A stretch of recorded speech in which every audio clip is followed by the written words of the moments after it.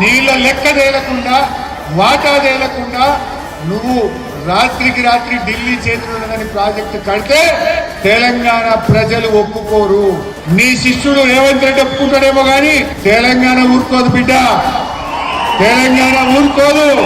రేవంత్ రెడ్డి ఢిల్లీలో ఒప్పుకొని వస్తుంటామనుకుంటావా? మరొక తెలంగాణ ఉద్యమం కేసీఆర్ నాయకత్వం ఎంత బాబుకేముంది? రేవంత్ రెడ్డి నా చేతులు ఉన్నాడు, ఢిల్లీ నా చేతులు ఉంది, ఎత్తుకపోతాను బిడ్డ. రేవంత్ రెడ్డి నీ చేతులు ఉన్నాయేమో కానీ తెలంగాణ ఊరుకోదు. మా కాలేజీ చెప్పిండు, ప్రాంతేతరుడు ద్రోహం చేస్తే పొలిమేరల దాకా తరిమి కొట్టు, ప్రాంతంలోనే ద్రోహం చేస్తే ప్రాంతంలోనే పాత్ర పెట్టు. దానికి సిద్ధమైతే తెలంగాణ. అవసరమైతే మా ఉస్మానియా, మా కాకతీయ, మా శాతవాహన, మా పాలమూరు యూనివర్సిటీలు మరొక్కసారి ఉద్యమ వేదికలైతే పోరాడతాం. తెలంగాణ హక్కులు కాపాడు, విడిచిపెట్టే సమస్య లేదు. మన హక్కులు మాత్రం వదిలిపెట్టే ఇష్యూ లేదు. ఇది విషయం.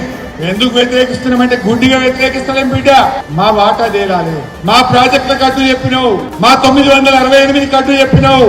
ముందు వాటన్నింటినీ క్లియర్ చేయి, లెక్క తెలుసు, తర్వాత నేను నడిస్తే దప్ప లేకపోతే నడవదు. రేవంత్ రెడ్డి తల ఊపినా, రేవంత్ రెడ్డి సంతకం పెట్టినా కేసీఆర్ ఊరుకోడు, తెలంగాణ రైతులు ఊరుకోడు. అవసరమైతే మనమే సుప్రీంకోర్టుకు పోతాం, ఢిల్లీ కలుపు దంతాం. మళ్ళీ ఒకసారి తెలంగాణ ఉద్యమ తరహాలో జాతీయ రహదారులు దిగ్బంధం చేస్తాం, రైలు రోకోలు చేస్తాం, ఢిల్లీ మెడలు వంచుతాం తప్ప ఒక్క చుక్క నీళ్లు తెలంగాణ వదులుకోదు కాక వదులుకోదు అని మనం చేస్తాం.